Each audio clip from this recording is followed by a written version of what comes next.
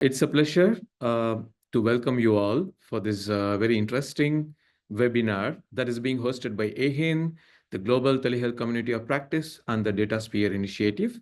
And we have a very interesting set of array of speakers from multiple regions and then multiple backgrounds. I would like to quickly introduce them.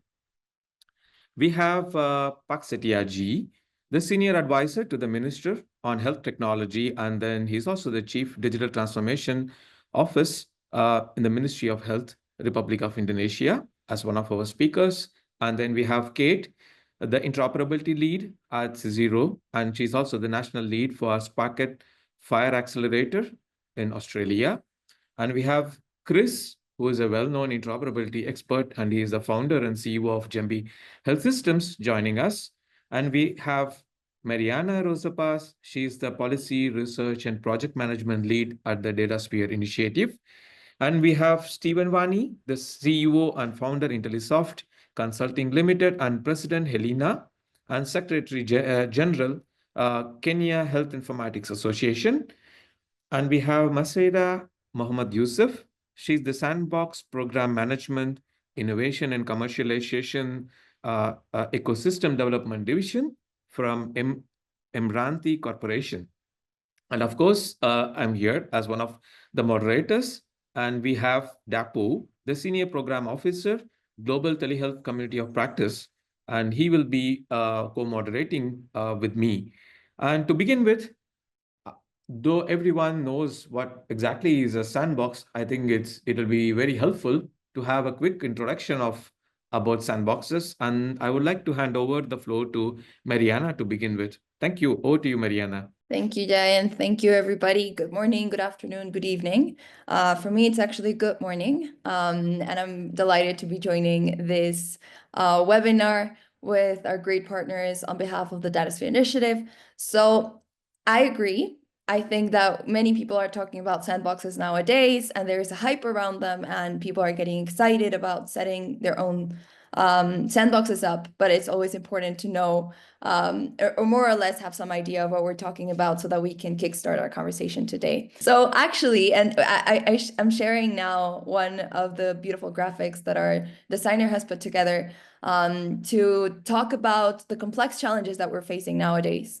And in an era defined by rapid technological advancements, what we're seeing is that traditional governance tools and regulatory frameworks are often struggling to keep pace with the technological innovations in general. And not only that, but also failing to address some of the complex issues that we're facing, for instance, in health, to really address the issues fully. So we're seeing that, as you can see, the blue line a bit faster and maybe like crazy direction sometimes we might think, but our traditional regulatory way of putting up and setting up the regulations and the governance frameworks tend to be linear, while the technological development requires much more iterations. So what we're seeing is that this way in which regulation is not always keeping up or with the pace of technological innovation, in a way affects different actors in a different way. So we're seeing that governments are sometimes being unable to address complex challenges. For instance, in the health sector, we're seeing that there are various challenges in various regions, yet we do not really have the tools as policymakers to make those decisions. Then we're seeing businesses facing regulatory uncertainty and conflicting compliance issues across regions, across countries. And this is also harming the innovative process to also address these complex issues with technology. And then we're also seeing that civil society is struggling to mobilize effectively to limit the harms of technology and make sure that the communities that they represent are effectively being protected. As we like to say in the Datasphere Initiative, all of this thinking has led us to the conclusion, or what we have called the binary challenge. And we live in a binary world in which, as humans, I also like to think that binaries offer clarity and predictability. So we like to think about things in terms of good and bad, black or white, either or, we're either doing this or we're doing that. And when it comes to governing innovation, we're seeing this binary in terms of protecting or innovating. And we tend to believe that it's an either or. We're either protecting the data, we're either protecting the people, or we are allowing for innovation. But the reality is that this binary actually is leading us to either going all the way into having too many restrictions, which is hindering innovation, but going all the way into having too few protections, which, as we know, can lead us to not always protecting the people that we need to protect and making sure that innovation is done in a way that's responsible. So we have come, and one of our policy positions in a way as the Datasphere Initiative is really trying to find this Goldilocks zone, which is the kind of the middle space, the sweet spot, where we can really responsibly unlock the value of data and other technologies, making sure that we have the restrictions and the protections in place, but at the same time, allowing for responsible innovation. In this way, and coming back to what I was sharing at the beginning, we are very used to doing regulation in a way that is traditional and linear. So we have some paradigms in terms of maybe we regulate and we can forget about this, or maybe we can wait and see. And this all falls under the spectrum that I was sharing before on the binary. So our position, our goal is also to push forward so that we can all learn and adapt. Instead of maybe regulating and forgetting and waiting and seeing, let's think about a paradigm shift that is also relevant across sectors for finance, mobility, health, science, and many others. And here's where sandboxes come in. I like to think about sandboxes as the space for us adults to play. Just as we did as children, I believe that we need to go back into playing, and safe sandboxes have become, just as they were when we were children, safe spaces to test new technologies and practices against regulatory frameworks, to experiment with data. And while they were initially, and this is how they originated, used in the financial technology sector, sandboxes nowadays are being applied across sectors and in broader spaces that we have potentially, or we could have imagined at the beginning. So from health and transportation to telecommunications and AI,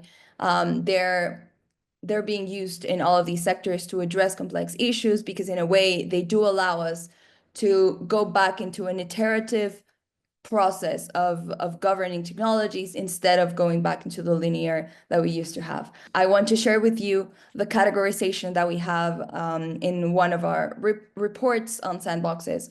So there are mainly three kinds of sandboxes, and there are many different ways in which sandboxes can be categorized, but we like to adopt this one because in the way it relates to the data that's being handled. So operational sandboxes are actually the sandboxes that are handling data, which means that they're testing environments where the hosted data can be used, accessed, and experimented with, while regulatory sandboxes are those that offer collaborative processes that provide dialogue and guidance on how data should be handled. So data and the data practices are contrasted against regulatory frameworks. And then there are hybrid sandboxes, because in a way we're seeing that people are setting up things that maybe do a bit of both. So hybrid sandboxes are a combination of some of these features.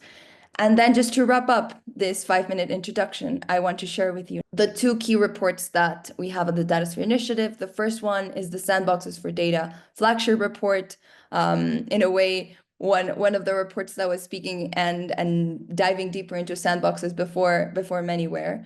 So you can scan the QR code and access that first report that we wrote in 2022. And our newly launched report, which was actually launched at the AI Summit like 1 or 2 weeks ago, is the Sandboxes for AI, which offers a much more in-depth review of what is going on around the world around sandboxes, how is their potential being unlocked for AI, and it offers also more details in terms of the methodology on the how. And I think our team will be sharing the link to all of those reports on the chat, but you can feel free and scan these QR codes that I have here with you for you so that you can scan them and explore. With this, I'll hand it back, and I'm very much looking forward to our conversation today. Thanks, Mariana. That is a very interesting introduction, I would say. And then I also like the Goldilocks approach. It's very interesting. I think we will now move into the first session. Like we have planned 2 sessions, like why sandboxing and then how sandbox. So for this, I would like to request Dapo from the Global Telehealth Community of Practice to moderate the session. Over to you, Dapo. Thank you so much, and good day, everyone. I'm Dapo once again, and I work with Village Reach as the Senior Program Officer for the Global Telehealth Community of Practice. Just very quickly, at GTCOP, we're trying to be the community of telehealth enthusiasts. So an online community of telehealth practitioners, policymakers, and academics. So you can join us. I will just pop the link very quickly on the chats just before we start this as well. So join us, learn more about what we're trying to do, and yeah, we'll be excited to have you. Now, like Mariana had said, why sandboxes, right? What are sandboxes? And we are trying to then sort of go deeper on this conversation. We're having this discussion on why we have a sandbox. We'll be listening to those that have done it across different places. So we have Stephen from Africa, we have Kit from Australia as well, and Chris as well, who has worked in continents in Africa, developing sandboxes. So each speaker would come in and speak to why and the challenges with having sandboxes, what they've seen happen over time, and lessons learned in that sense as well. So we would have 5 minutes or 7 minutes for each speaker. I know you'd have questions, and that's expected. So please do save your questions for the end. We would have a section once we are done with the second panel discussion, just dedicated to questions. So please keep your questions. And then secondly, like some people have started, I can see Chiamaka, I can see Afik introduce themselves on the chat. So please feel free to just pop in on the chat, your name, your organization, what you do, your LinkedIn profile if you have one, and we can just really get to meet each other. So back to this, why is Sandbox? I will start with Stephen, who is the president at HELINA. And Stephen would really just speak to us, amongst other things. I'm particularly interested about learning about what they've done with the Regional Standards and Interoperability Lab, which was launched last year in Kigali. So Stephen, you have 7 minutes to speak to us. Why a sandbox? And of course, mention what has been done as well. Over to you, Stephen. Thank you very much, Dapo. And hello, everyone. My name is Stephen Wanyee. As introduced, I'm the president of HELINA, and I also run my own company called IntelliSOFT, where we build digital health solutions out of Nairobi. And I'm also the Secretary General and founder of one of the founding members of KeHIA, which is the Kenya Health Informatics Association. So really quickly, HELINA, for those of you who don't know, stands for Health Informatics in Africa. And it's a network organization that is 30 years old. And we've got presence in going to almost 20 countries now. Our membership comprises of country-level associations. And so, we exist to basically promote the professionalization of informatics and digital health on the continent, generation of knowledge, that can actually inform better, well-thought-out, sustainable digital health interventions for deployment in Africa. And thirdly, also want to improve, the return on investment on digital health more broadly to ensure that it's actually able to support countries achieve their health goals and address their health challenges. So with regards to this topic that we're discussing today, HELINA, with support from Global Fund, has been implementing the Standards and Interoperability Lab in Africa, learning a lot from what EHIN did a couple of years ago in Asia. And so a lot of what I'm going to be talking about today is probably very familiar to most of us. We also consider this to be part of the discussion around Sandbox, just based on the intro we got and what Sandboxes are intended for, both at operational level and also regulatory as well. And my colleague and really good friend, Chris, and I have been talking a lot about complementing each other's efforts. And, Chris will speak a lot about what he's doing at Jembi. And both of us are working very closely with Africa CDC, which is the Africa Union body that is mandated to support health in Africa. So basically, just to emphasize what I mentioned earlier, why SEAL in Africa? So you're addressing very basic challenges like have been experienced elsewhere. One of fragmentation, through and encouraging standards-based interoperability. So we want to try and solve those problems in Africa, but we want to do that in a way that the whole continent is able to benefit. Then secondly, SEAL, as we're setting it up in Africa, and currently we are setting up the hub in Kigali, Rwanda, with the intention to move that to the Africa CDC headquarters. It's also the cornerstone of Africa CDC digital transformation strategy, highly, very well mentioned in that strategy, which is driving digital transformation across the continent. So we launched this project in collaboration with the Health Tech Hub. which is an African accelerator that's dedicated to mentorship, partnerships, and supporting startups to support public health, and enhance public health through data and technology.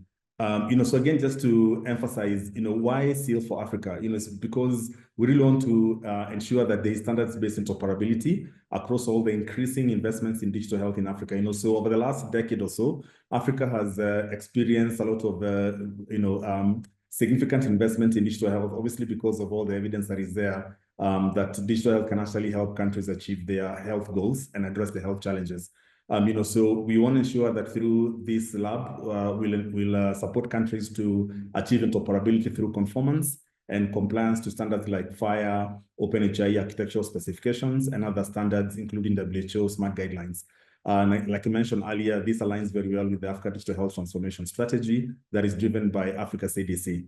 So the components of SEAL, again, I'm not going to belabor this because this is really standard information that is well known, has 4 Ts, and we're implementing the 4 Ts as well. So through the teaming component, we're establishing a community of interoperability labs. Like I mentioned, the general architecture of SEAL is hub and spoke. So as we're starting establishing the hub in Rwanda, we're also starting to speak with countries to establish spokes there. And by doing that, we'll then naturally have to establish the community of interoperability labs, so-called COIL. And the idea, I think, behind community of practice, as we know, is to ensure that we're all able to bring together all our investment resources, our intelligence, and all that to solve very common problems. Africa, like any other continent, countries in Africa share the same sort of types of challenges. Of course, with the uniqueness in the context, but more or less the same. So community really serves that purpose. And of course, I think, as we all know, in Africa, we're very used to working in communities, villages and communities and groups like that. The second T is tooling. Through this, we'll provide robust technical infrastructure. We're also looking at what kind of toolkits and frameworks to use that are internationally recognized and acknowledged in industry, to support interoperability, both for data and also for the technologies themselves. Again, like I mentioned, working with, particularly with Chris and Africa CDC, Jembi and Africa CDC, and Chris will speak more about the Sandbox flagship project under CDC, Africa CDC, that has a lot more partners, including Dial, Kala, and others. So we're really part of that and aligning all our investments and expertise to work towards solving these larger problems across the continent. So the other 2 Ts are testing and training. So for testing, again, this is really what provides the most value from a SEAL perspective. I know there's been many efforts in terms of what technology do you use to provide testing services that enables the lab to test against architectural specifications like OpenHIE specifications, or standards like FHIR, and also maybe standards like SMART guidelines. So one of the tools we're looking at and working very closely with is OpenHIE. For those of you who know the community, they have a tool called Test Harness Tool. Again, we're exploring that. It looks like a fairly good fit, but we're not there yet. But one that is exciting us a lot. And then, of course, the other one is to help countries, so-called member states in Africa, to establish certification frameworks, and Kenya has really been moving very quickly on that as well. And lastly is the training. Again, like we know, building capacity is critically important. So part of the lab will be offering training for developers from these startup companies to governments through Ministry of Health, to ensure that they actually understand how to do this on their own. They can self-attest their systems to make sure that they're complying and they're conforming to the standards and specifications, but also in terms of ensuring that they continuously build better systems to support their health goals. Like I mentioned, we're doing this at the Health Tech Hub in Kigali, and we're working quite closely with Africa CDC to implement this SEAL. And the next slide, which is probably the last one. Chris will speak more about this because we're working together on a Sandbox in Africa, led by Africa CDC. And then lastly, I just want to acknowledge the partners we're working with in the next slide. Is working with Africa CDC, who's providing overall leadership. We've got funding from Novartis through the Health Tech Hub, Patrick J. McGovern Foundation, Global Fund, HL7, OpenHIE, and again, like I mentioned, Japaigon, and also working closely with Jembi. Thank you, Depo. Thank you so much, Stephen. That was good to hear. And I mean, you've created a very good way to just move over to Chris. And we would want to hear from Chris, particularly around the Africa City flagship Sandbox, which has been co-led with Jembi, where Chris serves as the president or CEO as well. So Chris, please, over to you. Why regulatory sandbox? Why sandbox? And what's happening with the Africa CDC flagship sandbox? Over to you, please. Thank you. Great. Thanks very much, Dapo, and thanks to Stephen for the intro and for leading up to this presentation. So as mentioned, I'll be speaking a little bit about the Africa CDC Digital Health Regulatory Sandbox flagship that we've been working on for a year or more. As introduced, my name is Chris Seebregts. I'm the founder and CEO of Jembi Health Systems, and also affiliated with the University of Cape Town. And our funders for this work has been the Dovetail Impact Foundation and CHISU, a project of USAID. Just to start off with a few acknowledgements, as Stephen said, the Africa CDC flagship project is a very collaborative project involving a number of different organizations. I'll talk more about the close collaboration with Stephen and HELINA, as well as with DIAL and the Africa Health Tech Marketplace. So these three projects make up the Regulatory Sandbox project at this stage. We've also worked with a number of others in the consortium, including the Datasphere Initiative, KeHIA Health, the MREF, SpeedyCom, and GIZ are also leading members of the consortium at this stage, all harmonized around the same goal of trying to use or conceptualize regulatory sandboxes in the context of the requirements of the Africa CDC. I've also just highlighted on the right-hand side of that slide two documents that I've been using, or we've been using very closely. So that's a paper that Anis Fuad published on the regulatory sandbox in the Indonesian health system for e-malaria, and then very kindly shared with us by Professor Elsa Mahandarati as well, the actual trial guide for the regulatory sandbox. I think, as Maria said earlier, health regulatory sandboxes are relatively new and the documentation is fairly sparse. So it's great to get our hands on these kind of materials that, in thinking of what we're going to do in Africa, have served as really great guidance for that. So just by way of background, the project is led by Jean-Philbert Nsengimana, who's the Chief Digital Advisor for the Africa CDC. And I've just quoted directly from some of the communications that he has created around the Regulatory Sandbox project. So the first one is that from the original Africa CDC Digital Transformation Strategy, has identified several emerging flagship initiatives, including a digital health innovation sandbox that seeks to encourage and scale up and competitiveness of homegrown innovation. So the purpose is enabling and promoting homegrown health tech innovation and entrepreneurship, with a vision of setting up a reference implementation of both the sandbox and the health tech marketplace for future scale up into regional and country level sandboxes. So it's important to understand this as we start to think about the design of the regulatory sandbox that we've been working on for some time.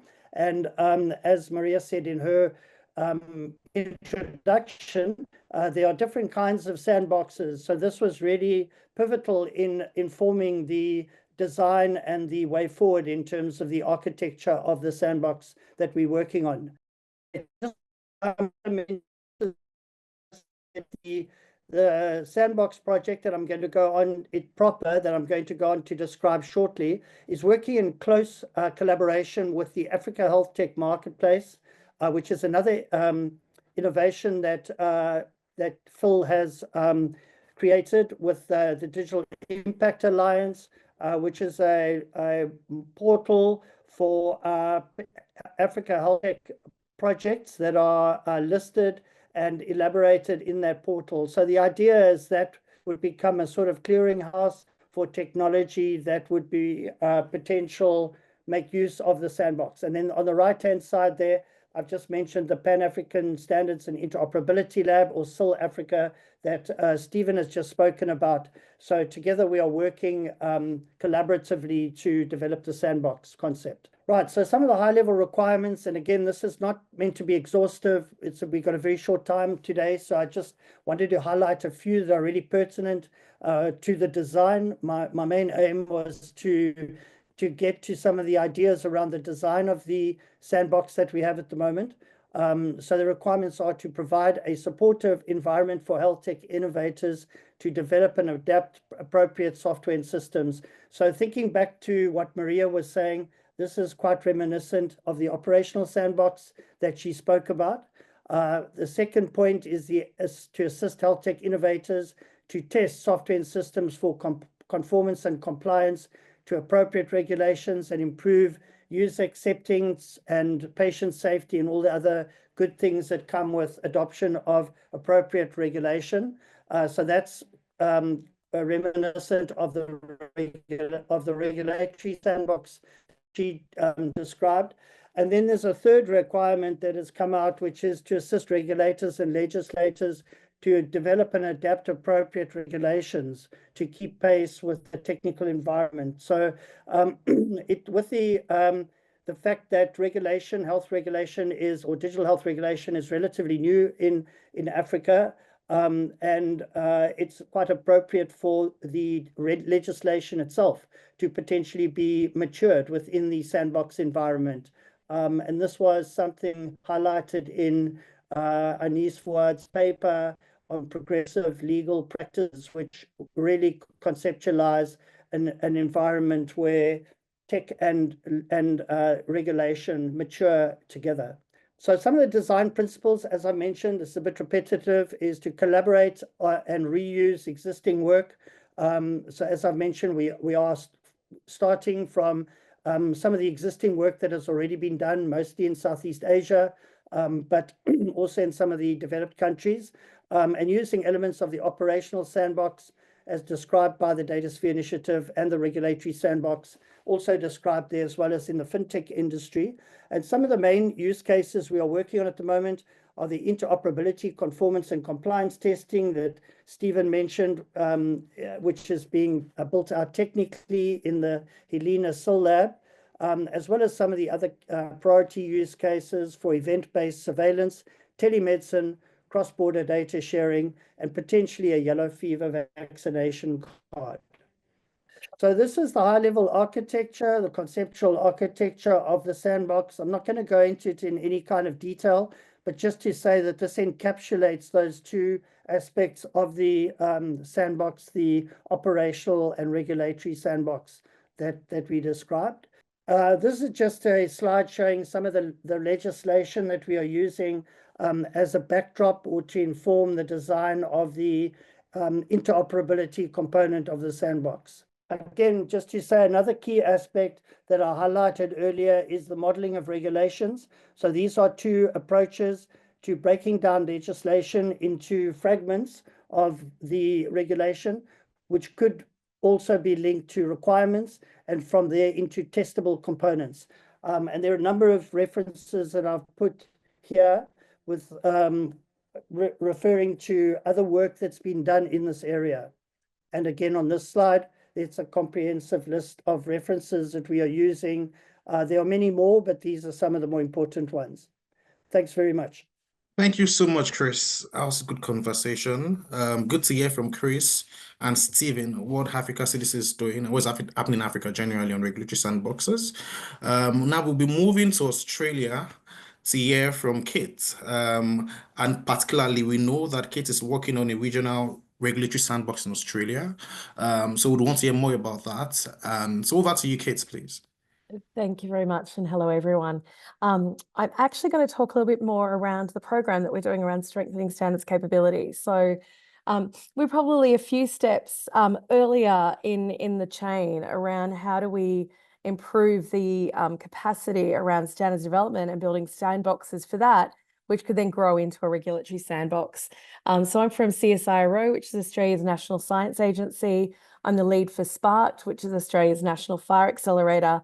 And I'm also one of the team that's working on the Strengthening Standards Capability Program. And my colleague, Nissa, is online this evening. And I'm really presenting Uma's work on his behalf. So he deserves full credit for the work that's happening around the design of the Sandbox. The Strengthening Standards Capability Project is funded by the Department of Foreign Affairs and Trade through Australian Aid. It's a 3-year capacity development program for Southeast Asia and the Pacific region. It's co-funded by CSIRO. And, we thank our industry partners and collaboration with global technology vendors and also regional development partners. And we bring in technical guidance and experts from within CSIRO, HL7 and Snowman International. The objectives around what we're looking at through the Strengthening Standards Capability Project is we're looking at enhancing capacity and localized expertise in digital health standards, improving access to technical tools to reduce barriers to entry for the development of standards-based digital health solutions. And at the end of the day, it's really about improving access to electronic health data for disease surveillance and to inform public health decision-making. Why standards and interoperability, and why have we focused around this? And I think everyone who's on this line, I don't need to convince you around this. And they are the core building blocks for a digital health ecosystem, but they're actually the second least performing component in the WHO Digital Health Monitor. 62% of countries are either at phase 1 or phase 2, only 16% in either phase 4 or phase 5. And architecture for standards interoperability remains a challenge. So what we wanted to do was how can we create a program to really look at how do we strengthen the standards capability to provide that foundation platform moving forward. In order to do this project, we actually undertook a series of consultations. I can't believe that it's 12 months ago within the Philippines, and working with the Department of Health and PhilHealth within the Philippines, and with the support of Dr. Alvin Marcelo, who I know is on the line from SIL Lab, to really understand what were the challenges within the Philippines around supporting developing capability within standards and adopting these standards. And the 3 key themes that came out of it was around lack of local experience for the standards, particularly things like FHIR, SNOMED CT and LOINC, lack of reference implementations or sandbox implementations to actually test and validate both specifications and implementation. And how do we create and build an ongoing community of practice to ensure that what we do is sustainable? And that's just really similar to what we're doing in Australia with the Spark Accelerator as well, around really trying to build a large community of practice, put reference implementations and testing environments in place, and to really look at how we can grow that workforce capacity. So the framework that we're looking at is how do we support the learning? How do we support people to gain skills to adopt standards and their foundations for interoperability? How do we support the testing and validation of digital health solutions? And how do we support connections through fostering community collaborations for continuous support? So really looking at building fit-for-purpose training programs for all levels of maturity in FHIR, looking at academic collaborations and working with the University of Philippines to support this, looking and working with industry collaborations, and how do we also support a regional knowledge exchange framework? So yes, we're working within the Philippines and working within the Pacific, but we really look forward to continuing our work with AEHRC and how the work that's happening in Philippines can be shared across the region. We're creating a sandbox really for advocacy, learning and testing. We're looking at how we can provide developer tools. And this is not in one of the operational sandboxes. This is really about a synthetic data environment to support the testing and validation of public health use cases. And community events are key to this to build capacity, and had the absolute pleasure of being in Manila in February. Well, earlier this month, we're still in February, and held a boot camp with well over 100 people in attendance over 3 days with our technology partners to really start building that capacity, testing and learning. I won't go into a great level of detail because I know we're running short of time, but in terms of the learning and the training, it's really around 5 fundamentals: how to build FHIR testing services using tooling suites like Inferno, really looking at from FHIR fundamentals, but then going into the SDC, FHIR analytics, and really being able to support FHIR questionnaires, looking at data governance. In the sandbox itself, shared terminology services, authentication services, CDRs, FHIR services, FHIR validators, and also having a number of EMRs to provide those EMR simulations and looking at things like smart app launches and moving into SQL on FHIR. And in terms of the Connect, supporting Connect-a-thons over the next 3 years, boot camps, and really looking at moving from just getting started with FHIR all the way through to advanced analytics on FHIR. And we have the 3 foundations of the program on the left-hand side, which is really starting that foundation, innovation, impact, and then starting to expand our horizons. So FHIR Lab is what we've created, and it's really an interoperability sandbox. Its goals are around advocacy, learning, and testing of digital health solutions, creating standards-based reference models for semantic interoperability, providing that safe space to promote innovation and test ideas, and really provide that infrastructure to support the testing and development of FHIR implementation guides, boot camps, connect-a-thons. It's not a production-ready environment. It's not there to be a pre-prod or testing for national infrastructure. It's not a test bed for clinical research projects with real consumer health data. It's very much around how do we build and enable the testing and development of standards. The use cases are really, and I think this is just reiterating what I've said, is really about implementers around testing and validating, building workforce capacity, enabling policymakers, and supporting trainers and students through practical learning, through test environments, in a really risk-free technical environment. What's inside the FHIR Lab? Terminology server, clinical data repository, developer tools around FHIR validators, smart launch tools, localized synthetic data, SQL on FHIR questionnaire templates, and then simulator applications around mobile app galleries and electronic medical records. And here's just a look at the high-level architecture around the interoperability sandbox. I'll leave it there so that we can move on to the next speakers. Thank you very much. Right. Thank you so much, Kate. Thank you so much, Stephen. Thank you so much, Chris. Great discussion so far. We've learned why a sandbox. We've seen what's happening in Africa and what's happening in Australia. Should you have questions, don't worry. Please just note them. We would have a Q&A section once we're done with the second panel section. So please keep your questions and also keep the introductions coming up on the chat. I would now hand over to Jai to speak or moderate the section on how to sandbox. Over to you, Jai. Thank you. Thanks, Depo. That was an excellent session that I think we not only covered why to sandbox, but also to some extent, like how to also or what goes into sandbox. But I think this session, we wanted to focus on specific country experiences, like we have Pak Setiaji from Indonesia, and we have Maisarah from Malaysia, and then also Mariana to share the experience from the Datasphere Initiative. So this session will focus on the how part of the sandbox. Over to you, Pak Setiaji, for the experience from Indonesia. We are aware that you have innovations in the telehealth cluster, and then also the Indonesian sandbox, regulatory sandbox environment. Thank you. Over to you. Yeah, thank you, Jay. Thank you for having me today. Yeah, I will explain some experience, how we starting the journey, our digital transformations, and then also doing like a sandbox regulatory. Yeah, we'll start our presentation by providing an overview of the some issues or challenges in the health sector in Indonesia. We have a couple of issues, not only about the limit of numbers of health facilities, and also the numbers of doctors, specialists to provide the health services for 270 million Indonesian people.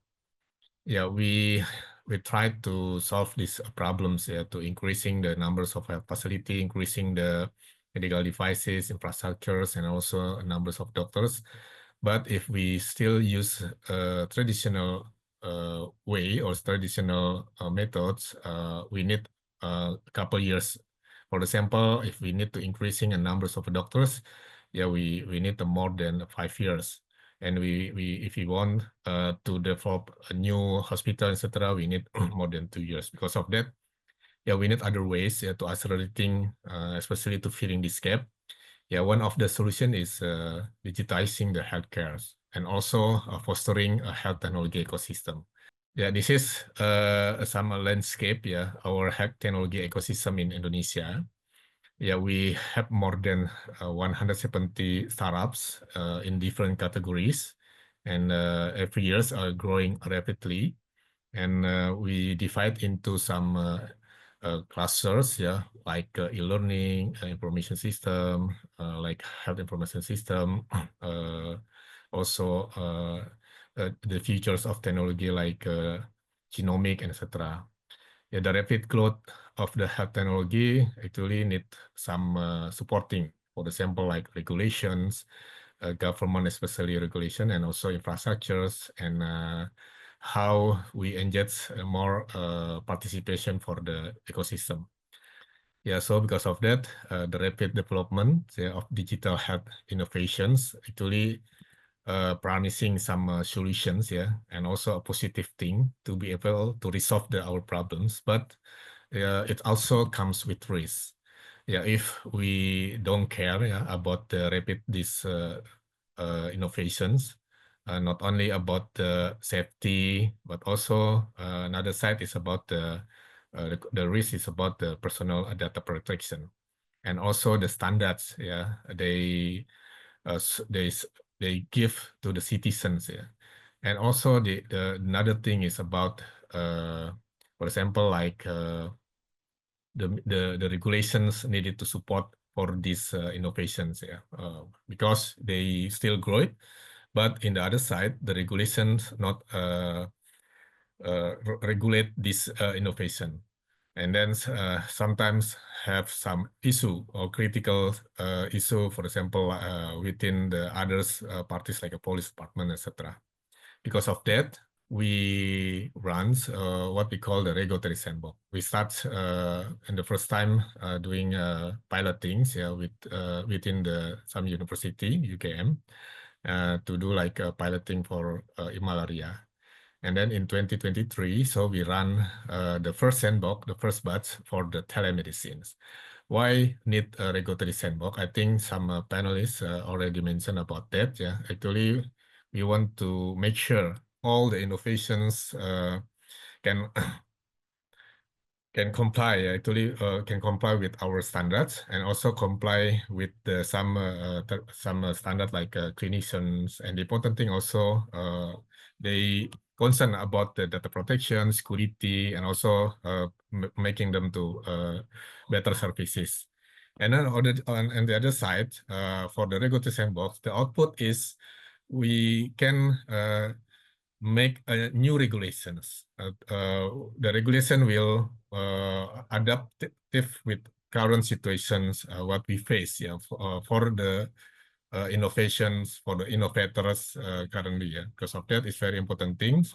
We put in all the innovations in the markets to put in the sandbox, and then after this we regulate, and then also we do like simulation review to make sure the innovators and also the startup can comply with our standard, comply with the clinical, comply also with the safety people, etc. Yeah, this is the stagings, yeah, for its sandbox. Yeah, mostly it's need 1 year. Yeah. The 2 months first time, the first 2 months is for the registration and verification for the administration. For example, for this startup is comply with our license for permits or not, and then also register to the ICT department for the permit for to doing for example like developing the application, etc. And then after this, so we do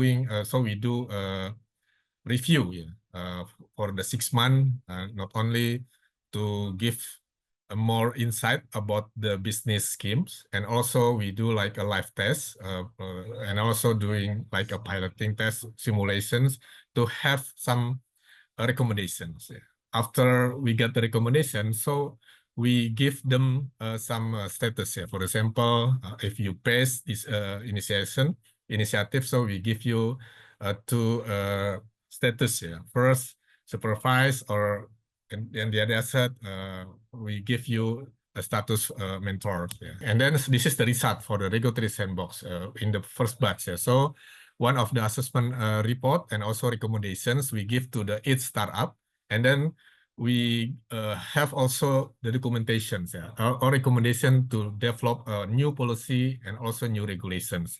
And then this is some reference for the regulation for the Ministry of Health. And then the last, this is another sandbox we run. This is the second batch. We have actually the 17 cluster, and then until now already finished for first batch in 2023. And then the second batch for 2024, so for medical education, diagnosis, and etc. With this initiative, so we currently have new regulations to make sure all the innovation, safety, comply, and also standards. Thank you, Pak Jay. Thank you, Pak Setiaji. It was very interesting to know about the regulatory sandbox experience from Indonesia. Now we will have Maisarah sharing the experience from Malaysia. Over to you, Maisarah. Thank you, Jay. First and foremost, basically, I am from the Malaysian Research Accelerator for Technology and Innovation Agency under the Ministry of Science and Technology in Malaysia. So basically what we're going to talk about today is the National Technology Innovation Sandbox, NTIS, and how we go about when it comes to the healthcare industry. So basically a little bit of overview in terms of the NTIS initiative. Our Sandbox initiative is actually parked under the Ministry of Science and Technology of Malaysia, whereby it's spearheaded by Mranti, and also we are then assisted with our sister agencies, which is MIMOS, in terms of our assessment, and also Futurize in terms of our regulatory assistance. So what the initiative is all about is basically targeting the hybrid of the operating and also regulatory sandbox as one. So first we recognize in terms of the technology and the testing and validation aspect, as well as commercialization, and there is also the aspect of regulatory intervention or assistance when needed with the applicants. So we look at it in terms of the triple helix approach, whereby we connect with not only the industry, government sector, but also the academia, and of course the startups themselves. So this initiative was started during 2020 in the midst of COVID, whereby then we saw the need of accelerating the innovation adoption, engines of growth building, as well as boost the public sector efficiency here in Malaysia. With that, the initiative comes with a funding in the form of grant as well via the Malaysian Technology Development Corporation. So basically, how we accelerate commercialization of our local technology here is by these 5 factors, whereby we provide consultation sessions in terms of assessing the technology readiness level of solutions. And again, in terms of looking into whether or not these solutions have need for regulatory intervention, or is it more on the innovation or operational side of the sandbox. And again, we come in with a funding where I'll explain more later, as well as we have an ecosystem of innovation acceleration network partners that we have built throughout the years. So basically, going into the birth of our health tech sandbox is that after launching the NTIS as a whole, we are actually looking at it as an agnostic industry approach. So we don't necessarily just go into specific industries. So hence why when it came to our applications and so on, we realized that, again, in terms of medical and healthcare here in Malaysia, it's been quite tough for our solution providers to actually commercialize. So in 2021, we realized that 22.8% of our applications were in healthcare, and it was the highest number of applications throughout.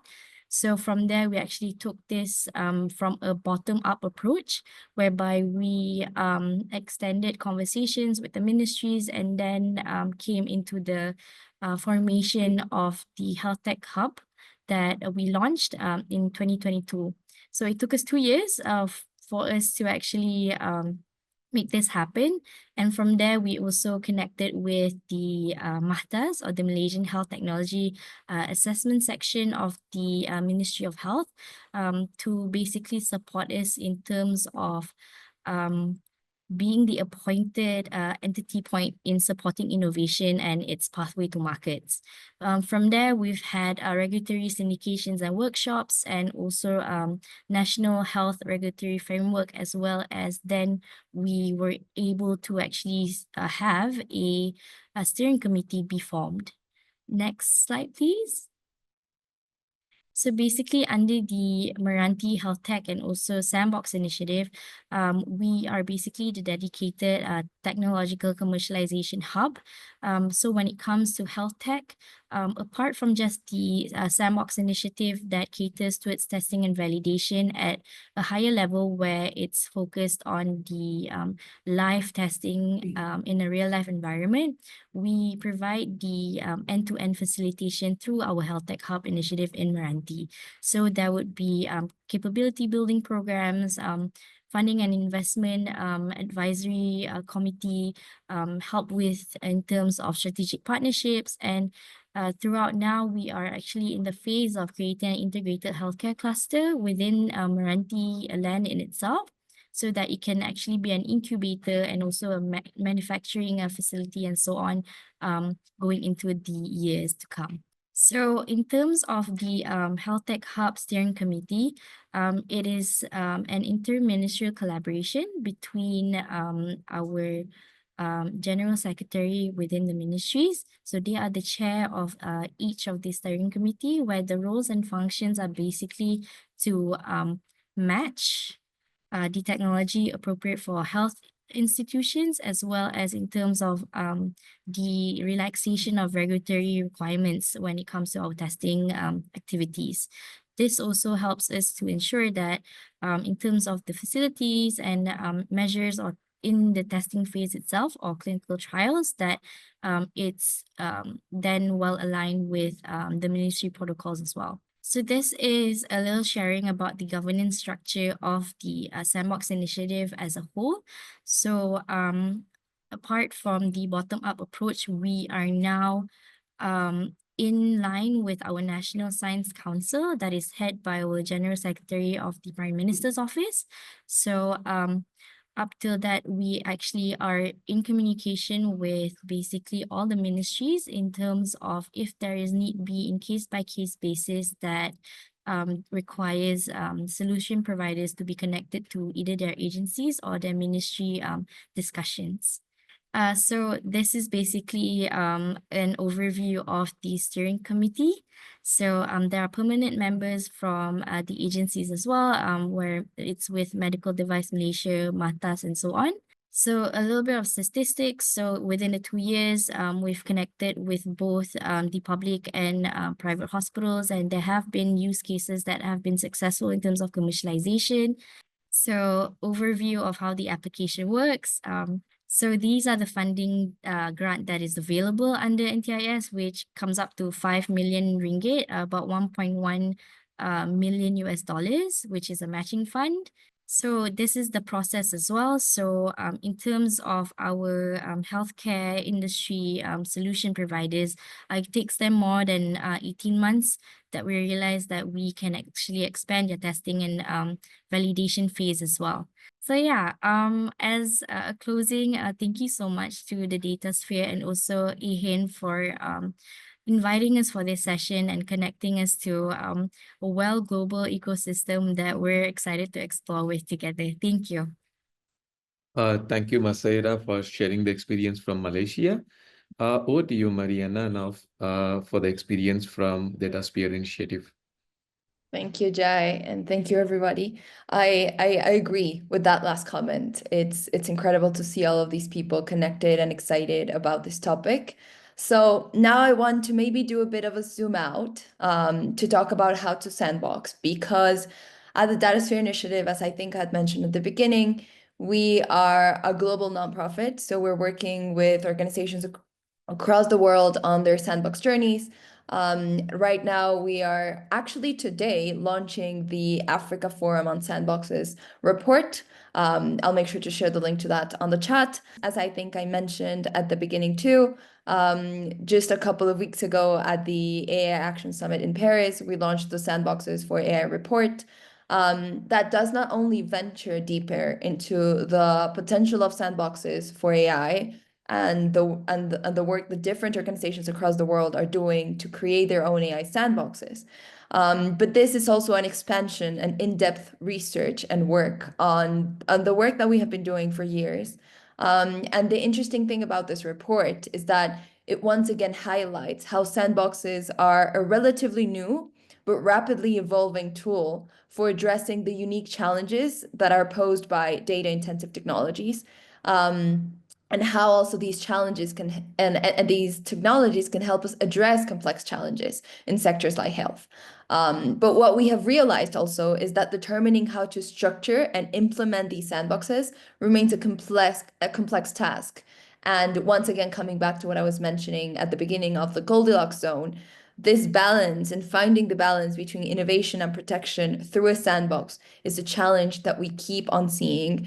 And that is why it's important to go through different steps and the different questions that hopefully everybody should be asking ourselves in terms of why to sandbox, when to sandbox, and how to do it properly. As you'll see if you navigate the report, we have done a mapping of sandboxes globally. And you can see that there are sandboxes happening almost everywhere in the world, but we also see that their development and implementation still needs to go a way further to make sure that their value is unlocked for all. As you'll see in the report, we have mapped, particularly for AI, 66 sandboxes. But you'll see and I'll share the link to the Africa report, that in Africa, there are almost 30 sandboxes going on right now. So it's interesting to see how they're getting traction and people are getting excited and they're finding also the value that sandboxes can really unlock to address the challenges that they're facing. But what we're seeing also is that sandboxes and setting up sandboxes can pose unique challenges for different actors. So there are also different motivations and answers to this question on why to do a sandbox, depending on the type of organization that we're talking about and the actors. So for regulators, we're seeing that they're at the speed of change that's happening, they're really seeing and needing the value to unlock the cross-sectoral and cross-border value that can be created with the sandboxes. They're seeing the need for more responsiveness and agility. And as I was mentioning at the beginning, the regulatory process is normally done in a linear way. So regulators are seeing that this is not always the best approach and not always the most fruitful approach to regulate emerging technologies and address complex issues. So there's more agility and iteration that a sandbox can provide. And that is some of the reasons why regulators get involved. Then we're also seeing that the private sector is seeing sandboxes as an opportunity to engage directly with regulators and in a way be able to access data in a space that's safe and test against a regulatory framework. And what we're also seeing with also, I must admit, a bit of excitement is that the private sector is also seeing an incentive to engage in sandboxes because they see it and sandboxes have it in a way, and in some countries become a formal way of verifying and proving the quality of the innovations that are being produced to address certain issues. So there are some sandboxes in the world that are creating certifications. This is something that countries throughout Africa are starting to explore. And this is also helping to create the incentives so that the private sector, be it small and medium enterprises to big tech companies, be part of sandboxing. And then this is one of the actors that we're particularly interested in at the Datasphere Initiative, which is civil society. We have been seeing that civil society has not particularly engaged a lot in sandboxes. Yet we do see that there is an unexplored potential that could be unlocked in a way and seeing sandboxes as a mechanism for broader societal engagement. In a way, if sandboxes are the multi-stakeholder space that we hope that they are in terms of bringing regulators, the private sector, and hopefully also civil society on board, they will also serve as the space to service some public concerns and integrating them into not only AI, but data-driven solutions to address some pressing issues, for instance, in the health sector. And in a way, sandboxes are a way and could be a way of bringing transparency to the development process of AI systems, data-driven solutions. So in a way, and in conclusion of this slide, sandboxing is becoming a new mindset. And this is what we hope it will also become. We do not necessarily need to go all the way into actually setting up the sandbox. Maybe it's a matter of integrating a mindset of how can we also make our processes, either if we're a regulator, the private sector, civil society, or any other actor, more iterative, much more agile, and much more responsive to the complex issues that we have at hand, so that we approach them in a much more complex and systemic way.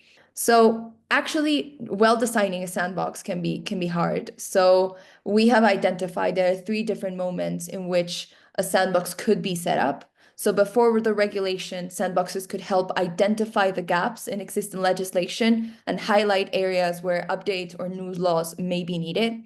So encouraging innovation and dialogue between regulators and stakeholders before the regulation is a space and moment in which sandbox could create value.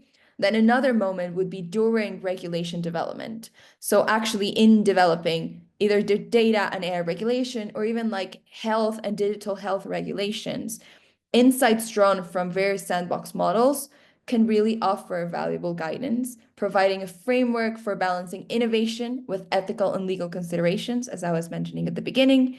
And then a third moment can be testing regulatory compliance. So after we have a framework set up, or a Data Protection Act, or any other kind of regulation, sandboxes can provide a controlled testing environment in which innovators and regulators work together to identify risks and ensure compliance with the specific regulation. And something that's also interesting is that sandboxes can not only be started by regulators or policymakers, but also by the private sector, which could be initiated to test some of their applications. And now what's really exciting and important about this question, and actually the topic of the second panel, is the how. On how can we sandbox? And what we've seen is that a well-structured sandbox normally follows a systematic process that includes a series of phases. So these phases ensure that the sandbox is effectively designed, implemented, and even assessed. And as you'll see, the communication and engagement is one of the aspects that actually needs to be ongoing and permeate all of the stages. But right here in this graphic that I'm sharing, it is included as the 4th step of a 5-step process. And that the Datasphere, once again, as I mentioned, we've been studying and mapping and understanding and collaborating with people doing sandboxes worldwide. So we have seen that a very strong initiation phase in which the objectives of the sandbox are defined, as well as the scope, the stakeholders, the people that need to be involved in the sandbox, and the regulatory context that's evaluated, is fundamental to then kickstart a responsible sandbox journey.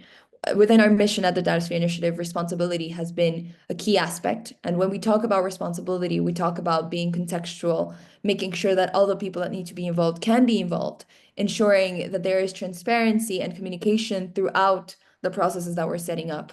So having a strong initiation can lead to then a strong planning phase in which the governance framework can be established and mitigation strategies can be put in place. And then the clear participation criteria would also be created to make sure that, once again, we're being responsible with who is getting involved, how are we going to run the sandbox, and how are we going to make sure that the rules of the game are clear. Just as it were when we were children, we needed clear rules. So that's important. And then the execution is actually about launching the sandbox, monitoring, testing, and facilitating real-time feedback, again, in a way that's iterative instead of the linear way. We are in the last minute. Sorry. Yes, I'll wrap up.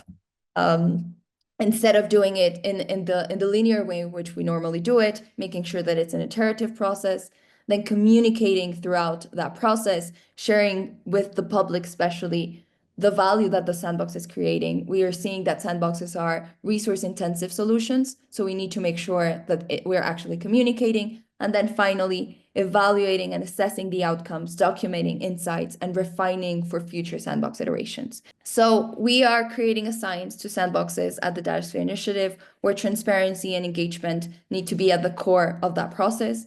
But what we're seeing also is that we need more knowledge and skills so that we also are be able to set up the sandboxes nationally or locally, but also beyond borders, and actually create this cross-sectoral sandbox initiatives. So I just wanted to share about our Global Sandboxes Forum. We'll make sure to share the link on that.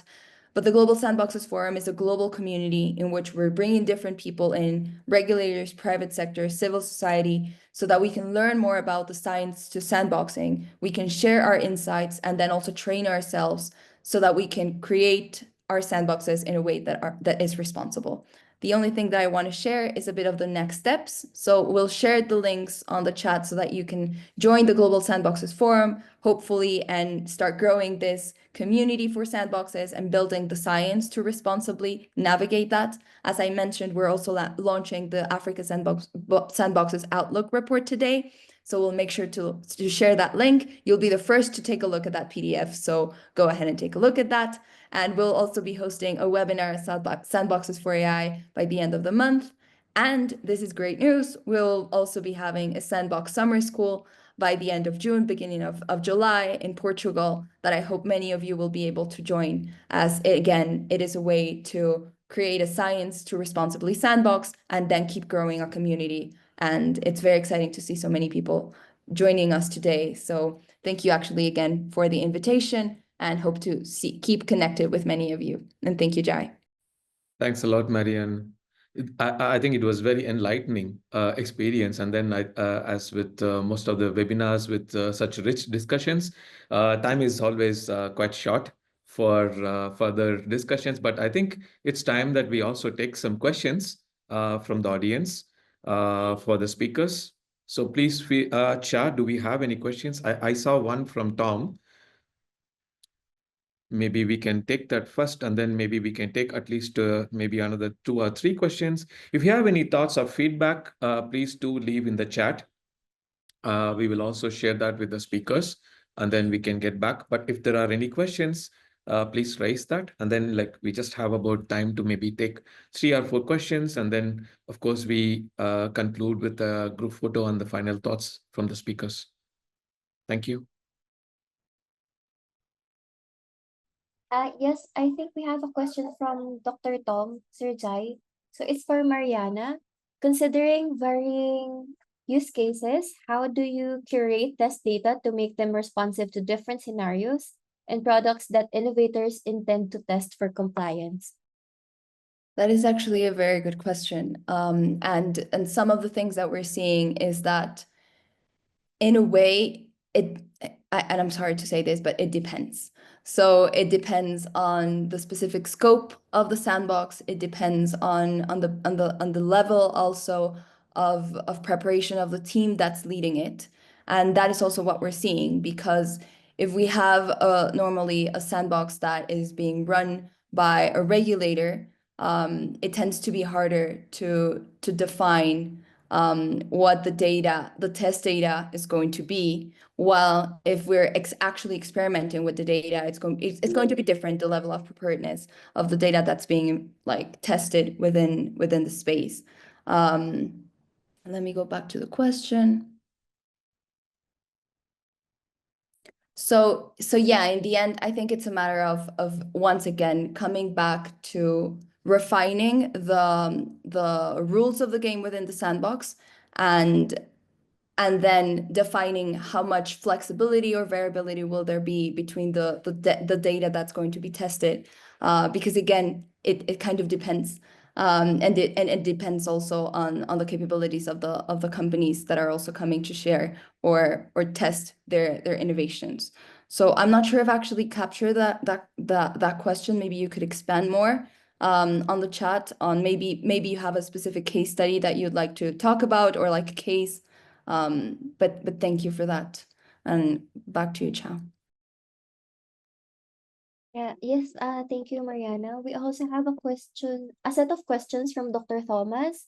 So, the first question is, when moving from a regulatory sandbox to real-world applications, what are the common challenges that come up? Because one of the big challenges that we're seeing, again, it depends also on the preparedness of the sandbox. If a regulatory sandbox is set up to specifically, for instance, make sure that companies are ready to comply with like a specific framework in a country, then normally it's relatively easy to then just confirm that the innovations are compliant or refine the regulatory framework that exists. But it's a tougher journey in terms of taking some of the iterations into real policy impact. And one of the things that we're actually seeing from different examples in the world is that the lack of sometimes even transparency of what's going on within the sandbox hinders then the applicability in real life processes of policy making. So that is why one of the reasons why we strive for responsibility in that process is because we need to make sure that the public is really learning from what's happening on in the sandbox, and then that those insights can be really translated into the real world applications. And that is also why we want to make sure that these are truly multi-stakeholder processes in which maybe not only the regulators involved, but the private sector and even civil society, to make sure that this really can translate into impact, and people like the general public actually sees the value of the sandbox. Thank you, Mariana. The next question from Dr. Thomas is about timeline. So, how long does it usually take, in everyone's experience? And how do startups generally sustain themselves during this period while innovating their product? I already mentioned on our slide, yeah, on our experience for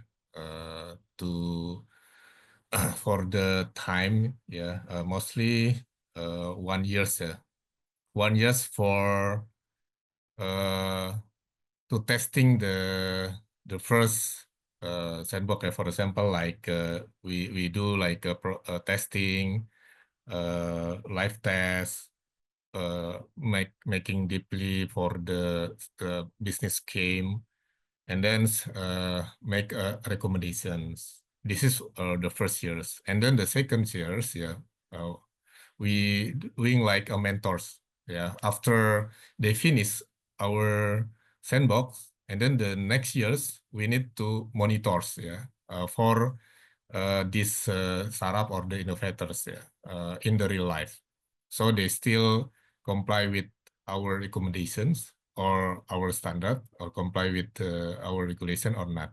So mostly first years on the testing to put in the sandbox, and then the second years for mentorize and supervise, yeah, the innovators. Thank you. Thank you, Setiaji. Thanks for answering the question. Regarding the funding, like anyone likes to take that question, I thought that, Malaysia had shared something about the funding, Maisarah. Yep, sure. Thank you, Jai.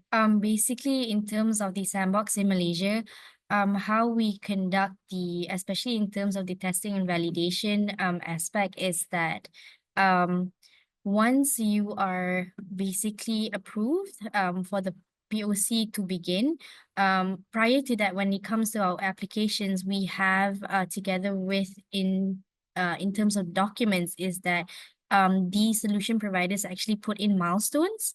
So the milestones will co-align with the disbursement of our grant as well. So depending on which grant that they are approved for, when it comes to the amount, it will then be broken into milestone assessments, whereby our agencies together with Mranti as well as MTDC will actually track in terms of their progress. So once each milestone is actually reached, that's how we then proceed to dispersing the next phase of their validation stage as well.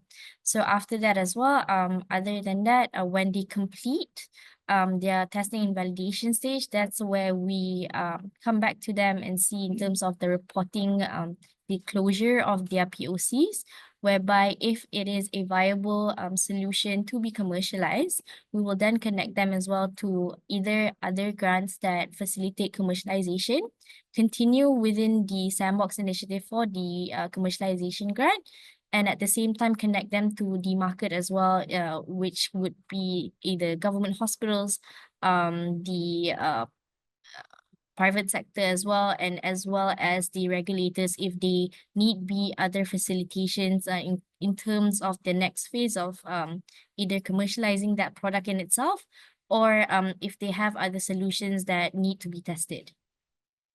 Thank you, Maisarah, for answering that question. I think we are just touching the end of the webinar, our 1.5 hours. We had this longer version of the webinar today, given the interesting topic and the array of speakers. Maybe I think we can, is it possible to have 30 seconds, quick reflection from each of you to wrap up? Okay, start with Maisarah, 30 seconds. So so basically, again, thank you everyone here today who are participating. So in terms of the Malaysian context, we are working on looking into expanding our initiative, because initially it was just focused on the nationalistic level. Going into the 13th Malaysian Plan, we are planning to go global. Hence, we are looking into expanding not only for local technologies to test and validate in other countries, but vice versa, where if there need be any testing and validation of solutions or even commercialization in Malaysia in itself, we welcome that. So Thank do you. connect with my team as well as me. I'll leave my LinkedIn in the chat box below too. Thank you so much. Pak Setiaji. Okay, thank you for Ehin to inviting me.